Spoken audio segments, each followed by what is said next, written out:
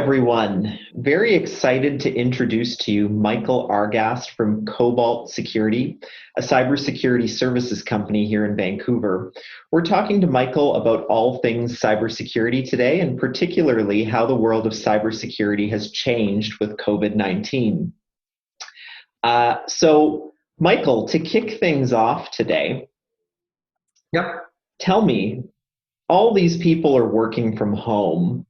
And I've heard, I've read, I'm hearing that there are, greater concerns around cybersecurity. There's greater risks. What are you seeing in the world today? Yeah, so I think there's a couple things to note. One is, obviously organizations have got greater concerns and risks, but we're actually seeing an increase in the number of attacks. And there's a number of reasons behind that. One of the things to know is whenever there is a significant event in the world, criminals will take advantage of that event, right? So in the case of COVID, people are doing a lot of searching, they're doing a lot of information gathering, and criminals know this, and they will find ways to poison that so that they can find entryways into organizations. But the other thing that's really relevant is when I'm working in the office and I get a suspicious email or I get a request from the CEO to transfer money to an account, I can walk over and talk to my IT person or the CEO directly and validate that. And cyber criminals know that we're no longer able to do that. And so they're launching more of these kind of business email fraud attacks and phishing attacks, knowing that users are more likely to click on links and less likely to do the normal sorts of validations that they could do when they're in the office. Other thing to consider is we do a pretty good job generally as businesses of securing our offices. We've got making sure that anti-malware is running on your computer. We've got firewalls in place, all these sorts of controls. But home is, it's whatever 50 different employees have happened to set up in their home networks. And so there's a big issue and risk associated with keeping company data secure in these kind of distributed environments. I saw a tutorial or a learning session that you did online about securing your home internet or securing your home for work from home. Can you maybe give us a few tips from that session? I think it could be quite useful for our audience. Yeah, a lot of the principles of securing your home network are similar to the ones that you would use to secure your work network, but at a much smaller scale, right? So obvious things include making sure that your machines are patched and up to date, right? So that you take some time, maybe once a week, to run security updates on your laptop, on your router, on other devices that are connected to your network so that they're not a point of vulnerability. A second one is often we'll be running antivirus or anti-malware software on our work computers, but we're not necessarily thinking to do that on our home computers. But when they're all connected to the same network, they can present risks to each other. So making sure that we've got security across all of our different devices. Those are two obvious ones. A third one is actually most people for their home networks these days, it's all Wi-Fi, it's all wireless. And an easy thing to do is to create two separate wireless networks, one for maybe your Internet of Things devices or the things that are less likely to be secure and the things that are your critical devices, say your work machine, right? And so that way you've got some separation and one area of risk doesn't leak into the other. So those are three obvious things. And we actually make our securing your home network course for free for our customers and for others because we're really a big believer in this. So. Okay. Let's talk about multi-factor authentication. I know that this is an initiative that is near and dear to your heart, and I've learned a lot about it through you and through the content that you have you've put on LinkedIn, and also I've been following your petition. So tell us about multi-factor authentication. Like in its basic form, what does it do and why is it so important? Yeah, so normal authentication is typically like two things right? So it's your username and password. And if you know your username and password, you can break in or you can get into a site, right? So, it's a good basic first level of security, but if you happen to use that same username and password somewhere else and that site gets compromised, it can be used to compromise other sites where you happen to use those credentials. And I can often guess those things again and again. And so single factor authentication has got some limitations and accounts are being compromised all the time. Multi-factor authentication combines two factors. So typically something with something you have, right? So if you think about like your traditional bank card, you need to have your bank card and you have to have your PIN, right? You have to know your PIN. So having your bank card alone doesn't get you into getting cash out of the machine. Having your PIN alone doesn't. You have to have the two of those things in combination. So it's not two things I know, but two different types of things. So the classic application of multi-factor authentication these days there's two of them. One of them is, in addition to your username and password, the site might send you a text message to your phone and you enter a code in order to authenticate. That's a weaker form of multi-factor, and it can be compromised by taking over your phone number and stuff like that. So there's a bit of a weakness there. Right. The other one is an app that runs on your phone and generates codes on a regular basis. Right. So I have to know my username and password, and I also have to have the device. It can't be compromised from a text message. Okay. So the really interesting thing about multi-factor is Google and Microsoft both independently have done studies on the effectiveness of adding multi-factor to protecting your accounts. And it increases the effectiveness by over 99%. So it reduces the likelihood of success of an attack to less than 1% compared to what it would be normally. And in security, we're a big believer. There's no such thing as a silver bullet, but multi-factor is as close as it comes to having a really, really strong impact. And it's effectively zero cost for the sites that support it. Right. And as you know, my petition is all about, I wish the banks in Canada would support multi-factor authentication, especially on consumer accounts. Absolutely. I mean, if I can get multi-factor on my Facebook and my Twitter and, all these other sites, why can't I get it? So it's interesting. So in following you and your, I almost want to say obsession about MFA, we have MFA enabled on all tools in the business. But my personal email, for instance, didn't have it until recently. My wife's personal email did not. And of course, a lot of personal things go through that Gmail account, right? So that's one thing. I would say that your email account's even more important than your bank account. Yeah, fair enough. Because all of your life flows through it, and especially in a work environment, like it's your life, but it's also your T1 forms and your HR records and all that. And if I can compromise your email account's usually the account recovery for all these other accounts. I'll basically get access to everything in your online world. And so multi-factor on your email account is like the most important thing you can do. Okay, good to know. Thank you. Let's shift gears a little bit and talk about financial data. Of course, a lot of our audience, our clients and their financial data is top of mind. What are you seeing in terms of the most common schemes today around financial data, and what are potentially some of the things that we can do to plug those holes?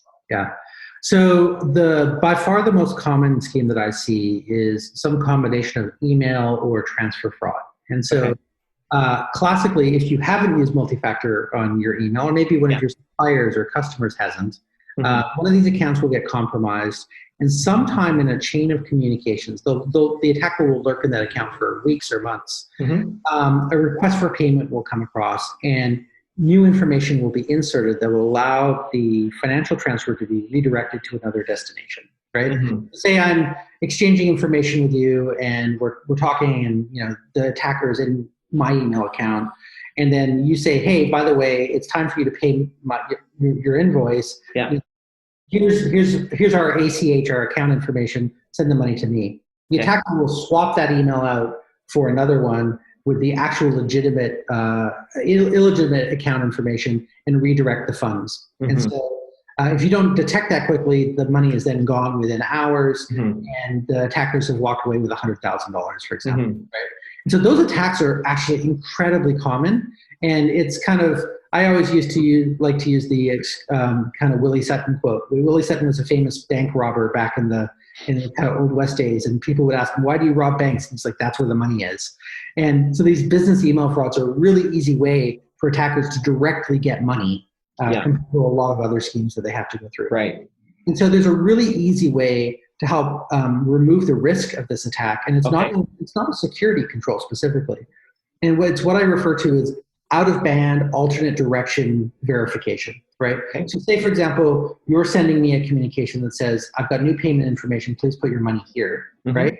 Instead of responding to that email or just trusting it, I'm going to pick up the phone and call a number that I have for you on file, not in that email, and I'm going to confirm that bank information is accurate. And so I've changed the channel of communication. So if the email is compromised, I don't have to worry about it. Yeah. I've changed the direction of the communication. And that simple 5-minute step of validation will dramatically reduce the risk of one of those email frauds being successful. And I only need to do it like during initial account setup or during any sort of change in payment details. And it can really, really reduce the risk of that type of attack. Okay.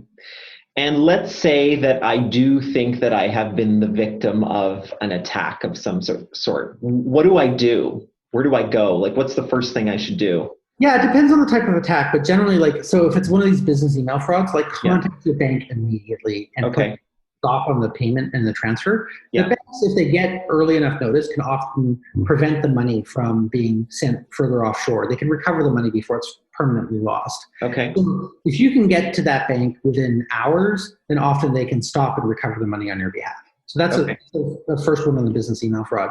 On just general security things, if you're unsure about something you've done, say you've clicked on something and you realize later that it might have been a phish or something like that, the first thing you should do is let your IT or security professional in your organization know, or the security team if it happens to be Cobalt, and they can immediately like do an investigation, figure out if it's a problem. If it's a phishing email, they may want to notify the rest of the staff so nobody else clicks on it. They can do an investigation to see if their laptop has been infected. They can reset your account password, that kind of stuff.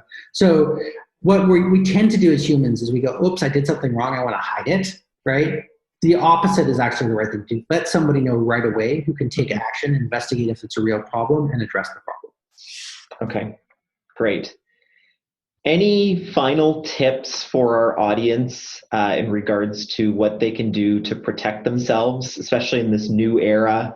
And who knows when the end is. Looks like we'll be working, in some shape or form from home for the foreseeable future. Yeah. So any final tips? I think your closing comment about that is we don't know how long COVID is going to last. Right. And so treating this as the new normal and properly preparing your organization, right? So taking the time to ensure that your users are going through online security awareness training so they're less likely to fall victim to attacks. And they understand how to secure their home networks is like, it's a good investment of time. It doesn't need to cost a lot, and it'll dramatically reduce the risk to your organization. So I would say awareness training in general is a really, really positive thing and has a huge impact on outcomes. Excellent. Well, thank you, Michael. Why don't we shift gears now a little bit, and why don't you tell us a little bit about Cobalt and how Cobalt is helping small to mid-sized businesses and the clients that you serve? Yeah, so prior to starting Cobalt, I had been in security for about 20 years. So, I have a bit of gray hair. And most of the security problem in the large enterprise is a relatively solved problem. And what I mean by this is it's not the attackers are going away. It's not that attacks aren't being successful, but large enterprises can hire a team and buy technology and do all the things necessarily to properly defend themselves. And even if they have a security incident, it's probably not going to be business ending. But when you look at small and mid-sized companies, they can't afford to hire a full-time security professional. They don't understand how to select and implement the right technologies and put the right processes and policies in place.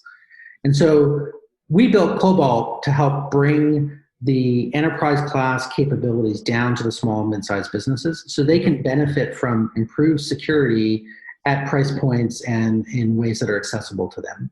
Because unfortunately, in today's world, half of the attacks that exist in cybersecurity go after small and mid-sized companies because they know that they're soft targets. And so we're hoping and having great success helping organizations up their game in a cost-effective, fast way so they can focus on their core business and addressing the needs of their customers. Okay, great. And you started Cobalt, what is it, a couple years ago now? Yeah, we're a little bit over 18 months old at this time. Great. And you've been working with us at Ankle for a while. Tell me about your experience and how it's been, starting with us as a new entrepreneur. Yeah. So one of the things I love about our business is we get to work with a lot of other entrepreneurs. And as an entrepreneur myself, the one thing that I can always tell you is there's never enough time in the day. And you understand this. Yeah.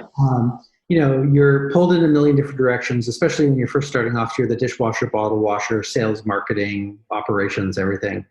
And so, I'm reasonably financially savvy, but I am not a bookkeeper, right? And, the simple things of making sure payroll is out on time every month, making sure that AP and AR are being handled properly. Mm-hmm. It's something that takes a lot of time, especially if you're not specialized in it and focused on it.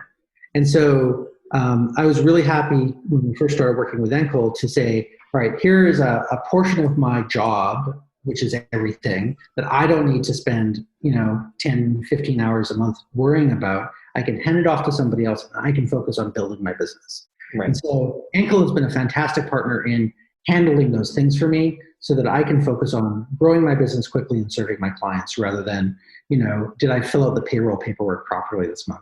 Right. And so it's been a great relationship and a great team, and I'm really thankful to have you. Excellent. Well, thank you very much, Michael. It's been great chatting with you today. Likewise, and good luck with everything. Thank you. You too.